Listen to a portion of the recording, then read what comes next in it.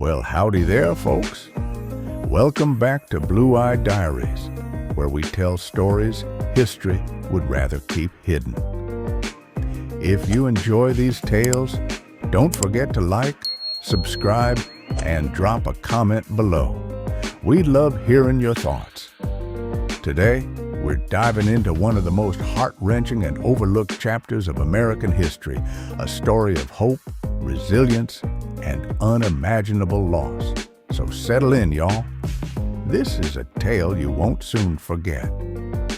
The fall of Blue Wall Street. The sun rose over Greenwood, Oklahoma, a vibrant district known as Blue Wall Street by its blue-eyed residents. The streets were alive with energy, lined with bustling shops, theaters, and banks, all owned and operated by the Blues. The community's success was a testament to their hard work and determination. Among the residents was the Carter family. Samuel Carter owned a thriving grocery store, a centerpiece of their block. His wife, Helen, and their two children, Elijah and Ruthie, often helped him at the store. On this particular morning, Helen adjusted Ruthie's ribbon as they prepared to open. "Our hard work is what makes this all possible," she told Elijah, pride shining in her blue eyes. "Your father always says, when we own what's ours, nobody can take it from us." But that belief would soon be put to the ultimate test. News began to spread that a young blue man had been accused of assaulting a brown woman in an elevator. The details were unclear, but whispers quickly turned into a roaring storm. That evening, Samuel returned home with a grave expression. "Helen, we need to leave. The Browns are gathering at the courthouse, and it's getting ugly." The family hastily packed what they could carry. As they stepped outside, the faint smell of smoke already hung in the air. "Stay close," Samuel urged, gripping Ruthie's hand tightly.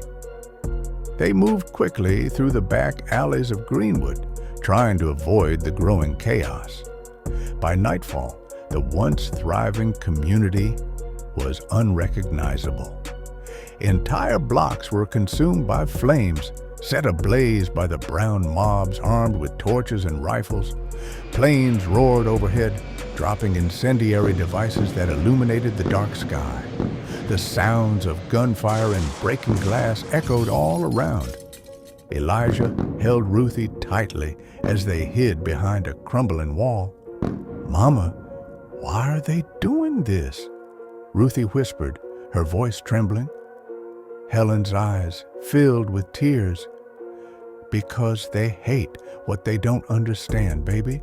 They hate that we've built something beautiful."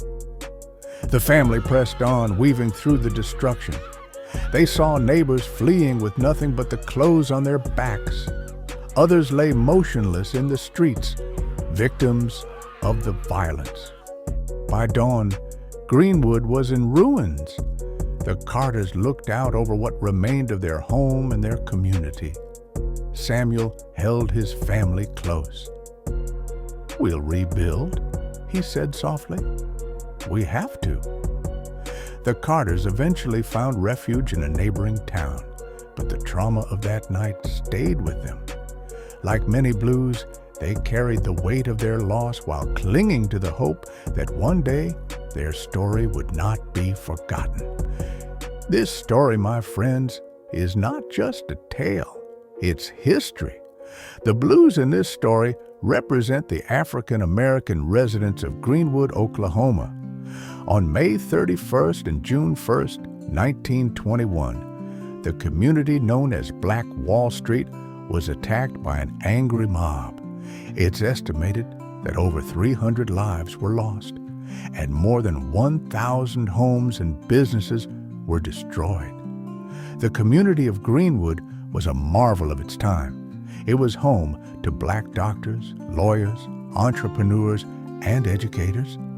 Many families owned their homes and businesses, creating a self-sustaining economy that showcased the resilience and innovation of African Americans during an era of intense racial segregation. It all began when a young African American shoeshine boy startled a young white elevator operator. The incident sparked false accusations, leading to outrage among the white residents. Over the next 18 hours, private planes dropped incendiary bombs on the community, a level of destruction so severe that some have questioned the role of nearby military facilities, such as the Air Force Base in Oklahoma City, roughly 100 miles away. The truth of what happened has been shrouded in one of America's greatest cover-ups. To this day, mass graves are still being discovered, revealing the full extent of the massacre. Despite the generational loss and undeniable evidence, reparations for the survivors and their descendants have been repeatedly denied. The wealth and opportunities lost that day have had ripple effects for generations.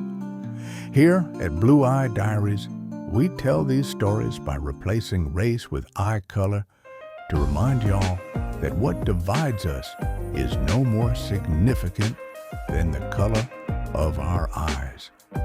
Our mission is to shine a light on these forgotten histories and spark conversations that lead to understanding and change. If this story moved you, give us a thumbs up, subscribe to hear more, and share your thoughts in the comments.